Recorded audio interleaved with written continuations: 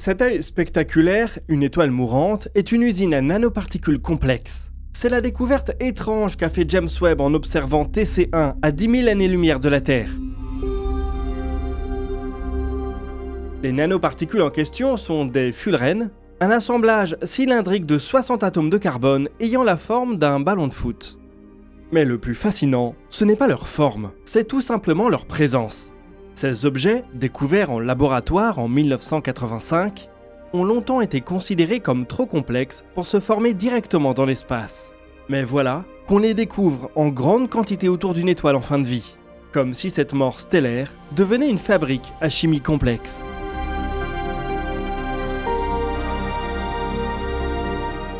Alors, comment une étoile en train de mourir peut-elle produire puis organiser de telles structures ? Et surtout, que nous dit ce phénomène sur l'origine des molécules complexes dans l'univers ? On décrypte cette actualité et bien d'autres aujourd'hui dans DNDE.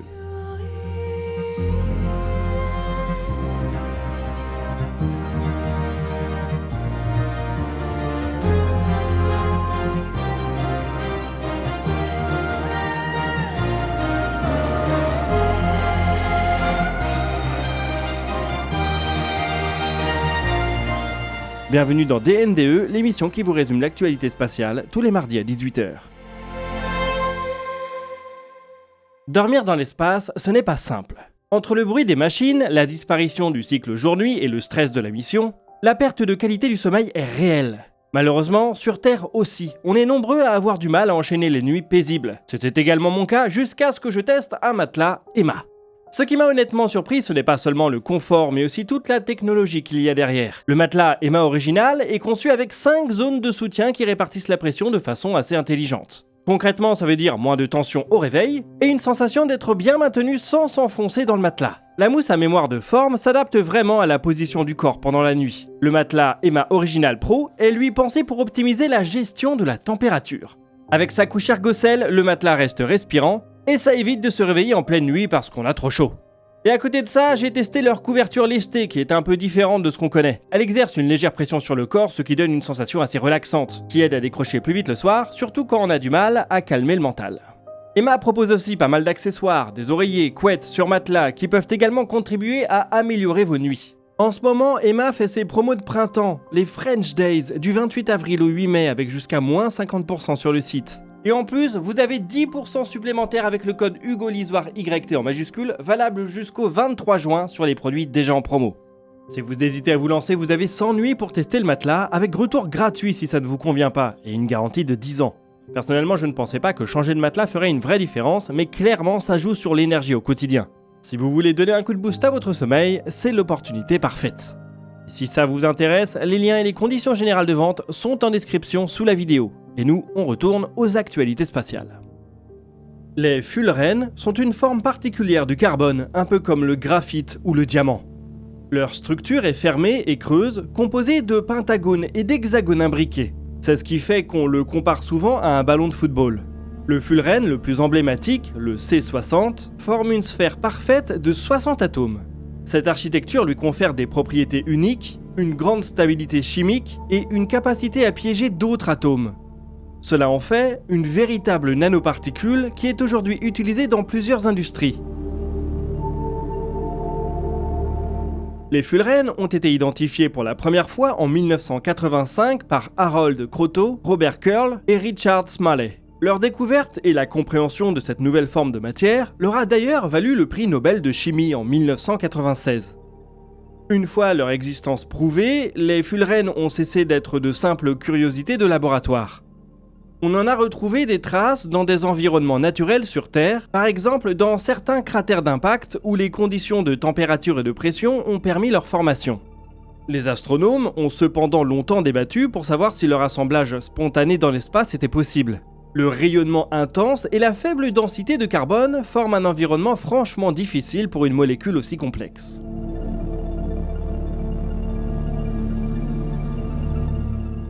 C'est ici qu'entre en jeu la nébuleuse planétaire TC1. Malgré son nom, une nébuleuse planétaire n'a rien à voir avec des planètes. Il s'agit des couches de gaz expulsées par une étoile semblable au Soleil qui est arrivée en fin de vie. Lorsque son cœur se contracte et que ses enveloppes externes sont soufflées dans l'espace, Ce gaz, chauffé par le noyau central, se met alors à briller et forme des structures souvent spectaculaires. C'est dans ce contexte que le télescope spatial Spitzer a réalisé en 2010 une découverte majeure, la première détection claire de fullerènes dans l'espace. Leur signature infrarouge, observée dans TC1, a confirmé que ces molécules pouvaient non seulement se former naturellement, mais aussi survivre dans l'environnement turbulent d'une étoile mourante. Une surprise qui a remis en question les modèles de chimie interstellaire.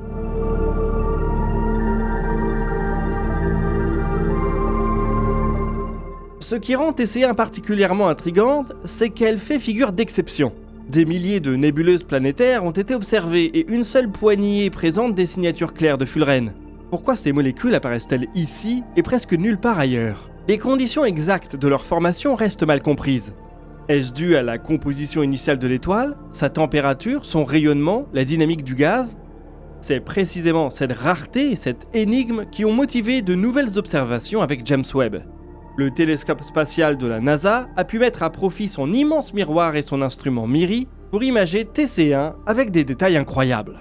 Là où les instruments précédents détectaient surtout la signature globale des fullerènes, Webb révèle leur répartition spatiale. Et le résultat est surprenant.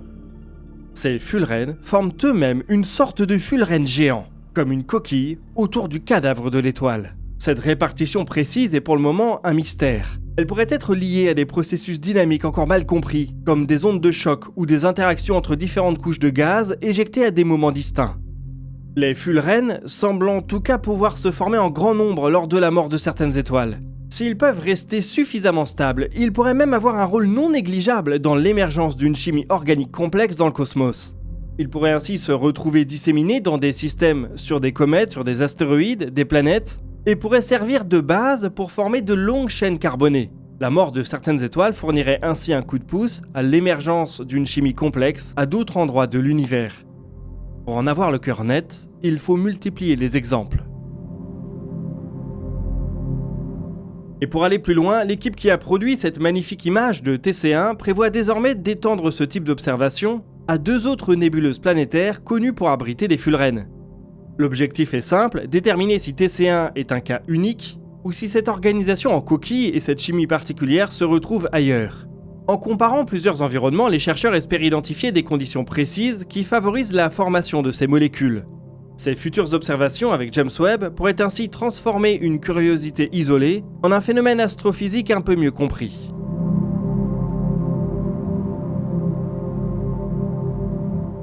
L'humanité semble, elle, avoir un peu plus de mal que les étoiles à assembler des structures complexes dans l'espace. La station lunaire Gateway est une des grandes perdantes du premier budget de l'ère Isaacman. Peu après avoir pris la tête de la NASA, l'homme d'affaires américain a annoncé que le projet était reporté, ce qui signifie très clairement annulé. Le problème, c'est que la construction de la station était déjà bien avancée, avec plusieurs modules qui arrivaient à un certain niveau de maturité. Isaacman a trouvé une solution pour l'un d'entre eux.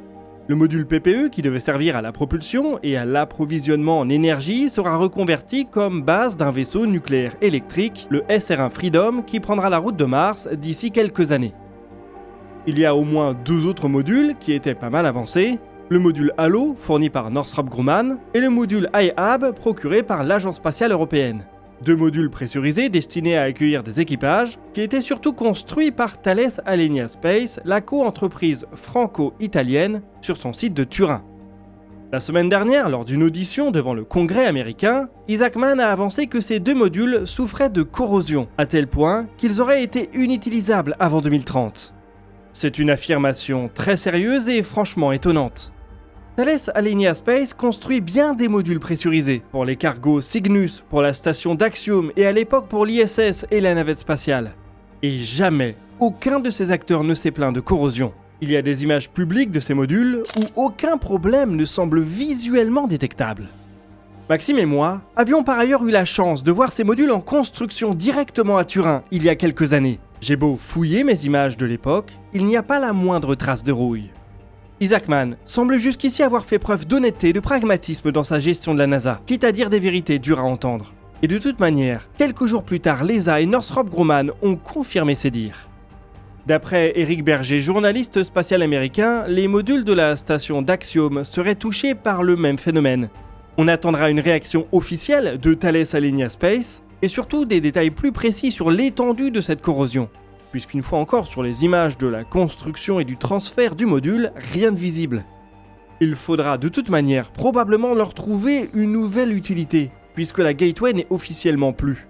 Cela devrait laisser le temps d'inspecter précisément les modules et éventuellement de les réparer. L'ESA affirme que le module iHub présente une corrosion gérable et que cette dernière ne constitue pas un danger pour le module.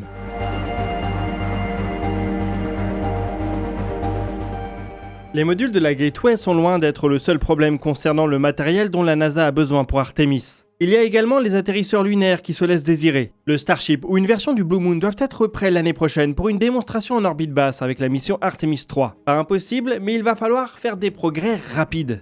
L'autre sujet qui fâche, c'est les combinaisons. Ça fait des années que le sujet tourne en boucle sans trouver d'issue. Pour le moment, l'agence spatiale américaine utilise sur l'ISS les combinaisons EMU qui ont été fabriquées dans les années 80. Elles montrent franchement leur âge et leurs limites. Il faut 2 nouvelles combinaisons pour la Lune et même pour l'orbite basse. La NASA avait donc lancé le projet XEMU avec un résultat qui avait été dévoilé en 2019. Malgré ce premier prototype, le programme avait pris beaucoup de retard, en partie à cause d'un trop grand nombre de sous-traitants qui avaient du mal à s'entendre. En 2022, l'agence spatiale avait donc lancé un nouveau programme en demandant 2 combinaisons à 2 acteurs. Collins, le fabricant historique, devait fournir une combinaison pour l'orbite terrestre qui pourrait éventuellement servir sur la Lune. Et Axiom devait fournir une combinaison lunaire qui pourrait éventuellement servir pour l'orbite basse. L'idée était de reproduire l'émulation compétitive qui avait plutôt bien fonctionné pour les vaisseaux destinés à l'orbite basse. Mais à l'image des atterrisseurs lunaires, la démarche apparaît ici plus compliquée. Fait relativement rare, en 2024, l'entreprise Collins a décidé d'elle-même de mettre fin au développement de sa combinaison. Elle a décidé qu'elle ne voulait plus de l'argent de la NASA, estimant certainement que le projet serait financièrement compliqué. Il n'y a donc plus qu'un seul acteur qui développe encore de nouvelles combinaisons, Axiom. C'est une jeune entreprise qui a encore pas mal à prouver côté hardware. Un rapport de l'inspecteur général de la NASA publié il y a quelques jours donne par ailleurs des perspectives peu rassurantes. Cette combinaison pourrait ne pas être prête avant 2031. Axiom de son côté affirme bien avancer et avoir déjà mené presque 1000 heures de tests pressurisés. Le rapport est peut-être un peu pessimiste, mais on peut quand même douter que la combinaison soit prête en 2028, date prévue de la mission Artemis 4, qui marquera le retour sur la Lune. Sur le plan des atterrisseurs, comme sur celui des combinaisons, Isaac Mann va devoir faire de petits miracles pour tenir son calendrier. Une des forces du spatial américain reste cependant de savoir faire confiance à ces petits acteurs, ce qui mène parfois à de belles réussites. Il existe ainsi de très nombreuses entreprises dans le pays qui se verraient bien un jour marcher dans les pas de SpaceX. Cela donne lieu à un foisonnement d'idées et d'innovations dans presque tous les domaines du spatial. Un effort particulièrement intéressant nous vient ces derniers jours d'Astrobotic. L'entreprise est surtout connue pour ses atterrisseurs lunaires. Elle avait mené une première tentative en 2024 avec Peregrine, qui avait malheureusement connu un échec assez tôt dans la mission. Elle en fera une seconde avec un atterrisseur plus lourd, Griffin, plus tard cette année. Mais ces atterrisseurs ne sont pas la seule activité d'Astrobotic. La semaine dernière, l'entreprise a annoncé avoir battu un record avec une mise à feu d'un moteur à détonation rotative. Contrairement au moteur classique qui repose sur la déflagration, une combustion subsonique relativement douce, les moteurs à détonation rotative exploitent la détonation, une réaction brutale où la flamme est remplacée par une onde de pression qui se propage plus vite que le son.